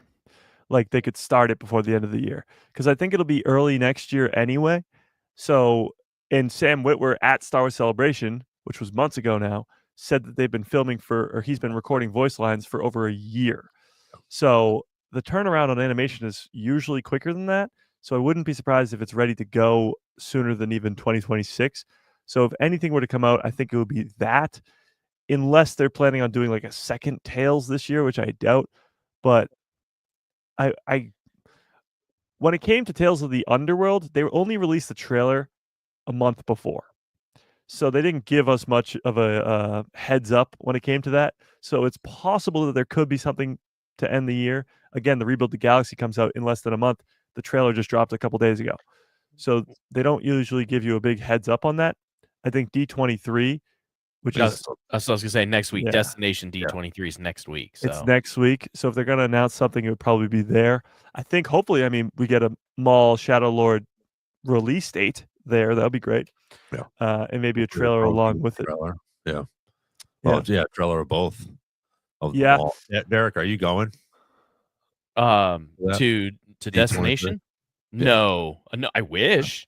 If somebody wants to like get me a flight down there, I could get in. So I didn't know if are you a D23? You're a D23 member, right? Yeah. Oh, I actually am too, yeah. but I've never. I just get all the shit all year long, and I just don't. I haven't used it yet until I go. Yeah, I would love to go. I definitely would love to go. Is it in Orlando or where is it at? It's in Orlando this year. Okay. Yeah. It was somewhere else last year, right? Wasn't it overseas last year? Well, that was actually D23 itself. So like every other year, it's Destination D23. But it was in Anaheim before. Yeah. Okay. Yeah. Yeah. I think we'll probably get hopefully a trailer. The latest I saw was there will be a Mando trailer that's slightly different from the one seen at Celebration shown to the people there. There's no word on whether it will be released publicly or not. But we're like less than 8 months away now, or 9 months away now. What are we waiting for here? I mean, for me, being the Disney guy of what might be announced at Destination D23, they just did away with Star Wars Launch Bay. So I think the announcement are going to be meet and greets of all these different characters coming to Galaxy's Edge. That's what I think. I don't think we're going to get anything too colossal. We'll probably get some trailers for some things that we already know. Yeah, I mean, well, Visions Volume 3 doesn't have a trailer yet, and that's in only a couple months, so probably that. I think the biggest one would be Mando and Grogu trailer, and again, it probably won't be released publicly. But as we all know, it will be leaked out there. So whatever is shown there will eventually be leaked out, probably the same night. Yeah, but get your Meta Ray Bans on, folks. Yes. But too, like, there's a whole thing where I forget what panel it's called or whatever, but it's a Disney's upcoming film panels. So it's like all the films. So for Star Wars, it would only be The Mandalorian and Grogu. But for Marvel, they'd have Spider-Man or whatever. And then for other things, like Avatar 3 comes out this December. And then Tron, I think, comes out soon too. So they have a bunch of Disney movies. But for Star Wars, the only one is Mando. So if they're doing an update for that, it would be that. That would be interesting. Yeah. Yeah, I think that'll be interesting to see what's going on in that D23 if they're going to do some more Star Wars. I'm guessing they'll probably do Marvel stuff as well. Yeah. But the problem is the next Marvel movie is Spider-Man, and that's not till after the Mandalorian and Grogu movie. They don't have a movie for a long time. Oh, really? Yeah. Are they working on that? Was it Doomsday or whatever that's called? Yeah, so I mean, great news for Star Wars fans is that Doomsday was supposed to come out in May of next year with the Mandalorian and Grogu movie a couple weeks before, and that would have probably turned out as another solo situation, but it got delayed till December, so we're not competing with another Avengers movie, which is great. Yeah, which will be fantastic. Yeah, because that's when that comes out, that's going to be huge too. I think Spider-Man is going to be pretty big as well. Oh yeah, Yeah, all the but stuff I behind it. think Mando and Grogu is going to Oh. be massively huge because I agree. it has brought in so many younger viewers. Oh yeah, It's just like the other day I had a kid at my tech center that he only knows Star Wars from the games and then what he reads online, and he loves it. And so I had him watch the original trilogy to start, and he loved it. And he's like, I'm going to start the sequels. And I'm like, I don't think that's a good idea. I think you should at least do the prequels. And he goes, no, I want to do these. And he loved them. nice. Absolutely. And I'm like, good. I'm so glad. I'm like, did you like them more than the original? He's like, yeah. He's like, it felt more real to me. And I was like, oh, okay. Because he's looking at it visually where Yeah. we're like, we're older I mean- guys. Well, Ron and I are older. Visually, I mean, visually, the sequel trilogy is unbelievable. They're beautiful. I walked out of the theater like, I think I loved those. And then I Yeah. was like, no, I didn't. I think that by the time it's all said and done for me, I think I'll love the sequels. I do, because I think when we look to the horizon at what's coming for sequel content, there's a lot of it, and I Mhm. think they're gonna really build upon the plot holes, I guess, of the sequels and fix them. And I think, I mean, already since they ended in 2019, there's just stuff from Bad Batch to Shadow of the Sith, the novel, or like anything that already has made the sequel trilogy better for me. Just Project Right. Necromancer being mentioned at all, like that stuff already makes it better for me. So now when I go back and watch Rise or Last Jedi or even The Force Awakens, it's already a lot better for me. But Right, which I think, I've said many, many times, like, even if those movies were bad, like, depending on what you think of them, I mean, I like them, Yeah. there's just, there's things about them, but even if those movies were bad, they made billions of dollars, and, like, Mike, you just kinda hinted at, it just gives them an opportunity to add more content to fix things. Yeah, Yeah. like, was it intentional? They watched it, they're like, "Oh, we need to recut this," and they're like, "Nope. Nope. We'll Yeah. fix in post. We're doing it live." well, they were on a time crunch, I guess. They Right. wanted to get a trilogy out as fast as possible. But it's almost the same. They're taking from George again. George makes the prequel trilogy. It gets destroyed by all critics and everybody. And then he doubles down and makes the Clone Wars. So they're just doubling down again and making more sequel content, Mhm. which might sound like a horrible idea because fans have very strong opinions about it. But that's the same thing that George did, and it worked. The Clone Wars makes the prequel trilogy so much better.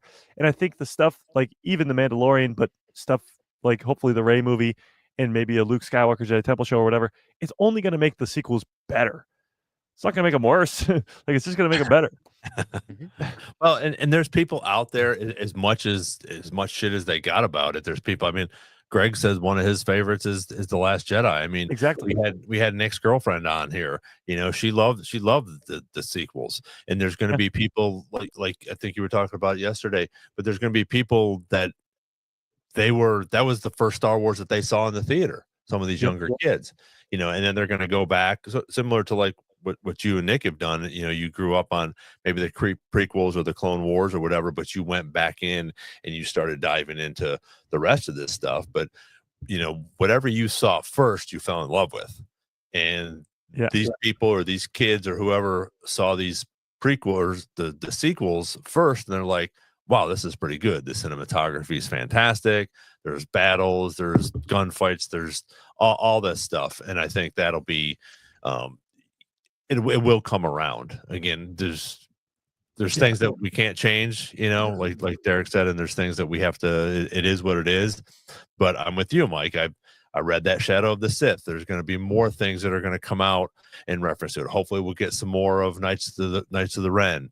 You know, different things like that. We'll get some more, and maybe that's what they're building up with Mara Jade. Maybe we're going to get something with Mara Jade and Luke and figure out why he turns into this old hermit that's an asshole, you know, where, you know, and that's going to bring whoever didn't like that part about it. Maybe that'll convince them, okay, now I understand why he was like, I'm throwing this lightsaber away. Get out of here. I don't want to help you. I'm done with this bullshit. Because this is what happened. And I think that's what we're going to probably eventually get, hopefully, you know, before I'm too old to watch it. Well, what's funny too is you were just saying that. I was thinking about a kid who watched the sequels as their first introduction to Star Wars. Like if you watch the sequels first, having zero prior knowledge about Star Wars, you're going to love those movies. And you're going to see the characters of Han, Luke, and Leia die throughout each course of the movies. And you're going to like those characters when they're introduced. And you're going to see them die and feel kind of emotional about it, but not really too much. You don't really have that big of a connection to those characters. And you're going to love the story. And then when you go back and watch the prequels and the originals, you'll see the story of the helmet, the burnt and melted helmet that Kylo Ren is looking at, his grandfather. You'll see the story of him. And then you'll see the story of Luke, Leia, and Han, who are the old people of the sequels, and how they had their... Like, if you start with the sequels, honestly, it would be a crazy story. It'd be completely different. Like, you wouldn't hate the sequels because it's your first go-around with Star Wars. And then you go back and watch the prequels and the prequels to that sequel trilogy, and you'd be like, holy crap, this story is incredible. Honestly, if your first introduction to Star Wars is the sequel trilogy, it might be your best bet for liking the sequels at least. Well, and they're really good movies. I mean, they're cinematically well done. Yeah, the stories are good. I think there's a couple different things in there that I could have done without, but again, or maybe done better. You know, the whole Canto Bite thing. I think that could have been done a little bit differently. My big hang up, as we know, is just her taking that last name, but it is what it is. And as we continue to get more information about all of these characters and what's going on, I think you're right. I think watching those first, you're going to be like, oh, this is a cool movie. Oh, there's some lightsaber, you know, this and that. And then, figuring out who Luke, Leia, and Han are and go, oh, they had a story. And those are the old people in this, you know? Yeah. That is crazy. Well, I did see a pretty good argument actually about the Skywalker name thing because I hated that too for a long, long time. And I'm still not really too keen about it, but I'm more coming around to it. Somebody was like, okay, but the whole gist of the trilogy is that she's being trained by Luke and then she's being trained by Leia. And she has no parents. So those are pretty much her parents. And Han Solo in the first one too. And Solo, although he's a Solo, marries into the Skywalker family too. Right. So she's really the whole gist of the trilogy. She's being trained by Skywalkers. She has no parents, no family. She falls in love with Ben Solo, who's a Skywalker. So she's kind of a Skywalker. Now, I don't like her taking the name, just saying I'm Rey Skywalker, but she's trying to find her place in all this for the entire trilogy. She says it multiple times, and then she finds her place. She's a Skywalker. So that made me like it a little bit more. Still a little bit on the edge, but it did make a lot of sense. And my hang up, I think, with it is as we go on into this, if we get this other movie with her 15 years later, is she now she's Rey Skywalker. I'm just like, but she's not, you know, which I would have been happy with Palpatine. I mean, okay, maybe he's an ass and he was this or that, you know, and he's the bad guy, and I get that, just like we dealt with Leia. When everybody found out that Leia's dad was Darth Vader, all of a sudden Leia wasn't this wonderful human being that everybody thought she was. That they started having, you know, different thoughts about her when she found out about that, or when they all found out that Darth Vader was her father. So I get it; it's out there. There's nothing we can do about it. But that was my hang up. I'm like, wait a minute, we have Luke Skywalker, and we have Leia, and we have, you know, Anakin Skywalker. And now we have Rey Skywalker, who's not really a Skywalker. Hopefully she'll just use Rey more than she uses Rey Skywalker. Maybe it has nothing to do with that. Maybe she knows Thrawn, and Thrawn, you know, the Navigator girls were called Skywalkers. Yes. And maybe well, honestly, it's not it, but you know. yet again, they're trying to almost fix it in a way with the Mandalorians. Mandalorians, there's foundlings. Rey's pretty much a Skywalker foundling. True. Din Djarin adopts Grogu and makes him Din Grogu. Like, it's pretty much more so of that. But I will agree with you. I mean, you have Anakin, Leia, Luke. They're actually blood related. Rey's not. Taking the name is more like a Mandalorian thing, I guess, that we've been shown in the Mandoverse. But it is, as Austin says, it's a lot better than the story of how Han got his name, because people did not like that, where just the Imperial guy calls him Solo. But even that is like, it makes sense. Like, he doesn't have a last name. He needs a last name. He's Solo. Like, Evan said, isn't everyone connected through the Force? True. Well, I liked the idea that, yes, she got trained by Luke and Leia, and that she's a nobody. She doesn't have a last name. She definitely can't take Palpatine from the same reason you just said. Right. But it would be a cool sort of story point if 15 years later, while she's training her Jedi, they're like, "Oh, who was your parents?" And she's like, "Oh, the most evil being the most evil being of all time." And then the kids maybe don't trust her anymore or something like that. Like, that would be really cool. That would be awesome. So let me do we know if Dathan has powers? No, he was Isn't that his name? Dathan. He was not Force sensitive, and that's why they sort of just left him be. Like, he didn't have any abilities. Okay, but he's a clone. Yeah, he's correct? Well, he's a clone, yeah, I guess, but he's just he's like Snoke to an extent. He's created by Palpatine's blood and a combination of some other things in a lab, yeah. Okay, but it skipped a generation then, because Rey's, I guess. Force sensitive and Well, you could argue that Shmi wasn't Force sensitive. Like, Anakin's the most powerful being of all time, supposedly. Palpatine is, but Shmi's not. Oh, yeah, I guess. Mm-hmm. Well, even still, like, so there you go. There she is, a Skywalker. There you go. Yeah, that's a. I win. If you want to go that way, you're welcome. All the Palpatines and Skywalkers are actually related. He kissed his sister. No. Like kissing your sister. No, but I will say, it's not guaranteed that everybody's going to be Force sensitive. And actually, what I saw recently is that Rey's mom, in the Shadow of the Sith book, she's a really good pilot. So we know from, obviously, Anakin being a pod racer that the ability to be a pilot does require some sort of, especially if you're a pod racing pilot, some sort of Force ability, or at least good instincts of that sort. So maybe it was a combination of Dathan and the Palpatine genes plus this random woman that he met that was a pilot. I don't know. No, I agree. Yeah, and again, like we talked, it's all interconnected somehow, and I do like that a little bit more. Like you said, it doesn't make me feel a ton better, but it helps with the story. And I think as we continue, and as the Star Wars universe continues to connect some of these things with us, we're going to get more and more. I'll feel more and more better about it, or like it a little bit more. And it's the same with Jar Jar, for me, when I first saw him, and then when we figure out that he has a huge part in making Palpatine who he is, it's like, okay, so there was a reason for this goofy character. Well, and I loved Jar Jar from day one, because I was like more in that age group. I was just a little bit older, but like, I loved Jar Jar. So like, when I learned about the hate for Jar Jar, I didn't understand it. I was like, what? Jar Jar's amazing. Yeah. I want more. Yeah.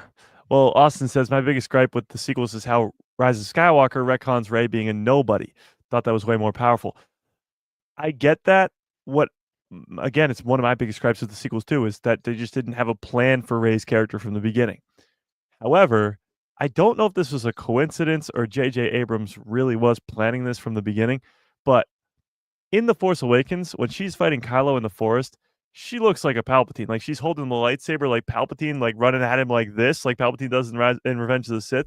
So maybe it's coincidental, but she does show some characteristics of a Palpatine, at least in that Force Awakens fight scene. I don't think it's Oh, I'm coincidental sure because they also use that in all the games too that they have Rey in. True. Yeah, Battlefront 2. That's her signature move. Yeah, and that's like I don't- 2018. You think it is? Interesting. I don't think it's cool. I think they put that in there. I think they use Well, that. yeah, I think it's because- intentional. Well, maybe Yeah. that then it would be that JJ always intended for her to be a Palpatine, and Rian Johnson didn't want that, maybe, or maybe he did know about that and was like, let's just throw him off the scent even more. I don't know. I really don't know. Genius. Yeah. But Well, I wish and they that's the did. thing, I think. Go ahead. No, I just wish they did do more of that, where they placed more Easter eggs of like Rey being a Palpatine and Palpatine still being around and pulling the strings and stuff. Like somehow they gave Snoke some visual thing that made you go Palpatine. Like, like something maybe in his throne room or something that was like, okay, maybe Palpatine's behind all this. So just something that would make fans be thinking about Palpatine before Rise happened.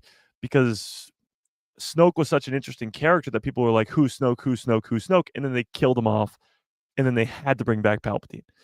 If they just planted a bunch of Easter eggs left and right across the sequel trilogy where fans were going into Rise of Skywalker going, Palpatine might come back. Like that's a real possibility here. Right. And that was the hype instead of going, oh, Palpatine's back. Like it's a very different thing. And it wasn't really set up well. Yeah. But now we know it. So when you go back and watch it, you're like, okay, well, we know what's coming. And now it feels a little bit better. Yeah, for sure. Yeah. Greg made a strong point that James Gunn said on Smartlist that you don't go in without a complete script, except people got their hands in it and changed things. So like that's pretty well documented of like things definitely changed. Exactly. Yeah. Well, and I think, and I don't know who, I guess it was Kathleen, and that's why everybody was pissed off at her. But again, I think if you have a Dave Filoni that does these next three or, helps with this Rey stuff, you're going to have someone in there going, okay, yeah, we can have three different directors, but this is how the story's going. Yeah. And if you don't like that, then you don't have to do this story. You don't have to be the director in this movie. And I think that would be a good way to do it, where Dave has it, John has it, whoever has this story and says, okay, yeah, you can have this trilogy, but this is how it's going to go. You're not going to be like, oh, well, I don't want to do that because I don't like him, so I'm going to do it my way. And then there's some spotches in between that, now we have to try to figure out and fit and fill in. Where if you have a consistent story where Dave says, okay, this is how it goes, you can direct however you want to, but this is what the story is going to begin with, and this is how it's going to end. Yeah, and well, that looks like the way they're going. I mean, the Mandoverse stuff, it's Dave and John. Dave and John. It's Jon Favreau's directing this first one, but Dave Filoni was on board with it as an executive producer. And the same will probably be said for the next movie. Jon Favreau will most likely be an executive producer and Dave Filoni directing. And then the third movie, whatever. So the two of them will be controlling the whole story of this trilogy. Two minds, that's it. Well, obviously other minds, but those two will be in charge of the entire thing. It won't be bouncing around. Same, hopefully, about Simon Kinberg's trilogy. I don't think Simon Kinberg's going to direct any of the movies, but he'll be the one guy with the one story that goes all the way through. And the directors can direct, and they can change stuff here and there, but the story's going to remain the same for these characters going on this journey. So hopefully that'll be the case moving forward, and it looks at least that way right now. But yeah, we'll have to wait and see. Yeah, speaking of Simon, I know you touched that on was this great to yesterday. see. Mm-hmm. Yeah. Yes. And he talked about Empire Strikes Back too. So Empire Strikes Back in Andor sounds pretty good to me. Yep, you get my vote. Yeah, right now. Exactly. Yeah. Well, and again, I think if he or we get some more story in reference to the sequels, it's going to be even better. Mm-hmm. For myself, where I can go in and go, okay, I'm really looking forward to this. Where I'm looking forward to anything that comes out Star Wars, but I'm also I want it to continue to be as good as I think it has been recently, with the Acolyte, the Skeleton Crew, and all this other stuff that they have coming out. I just want those stories to continue, and I think now that Dave has that spot there, hopefully that will continue to bring everything in, and we will get everything sort of figured out here. Yeah, the Kinberg stuff has me excited too. Just pure and simple. He's talking Empire's his favorite movie, Andor's his favorite series, and he co-created Rebels, which is my favorite series. Yeah. So like just those three things, it's got me so hyped.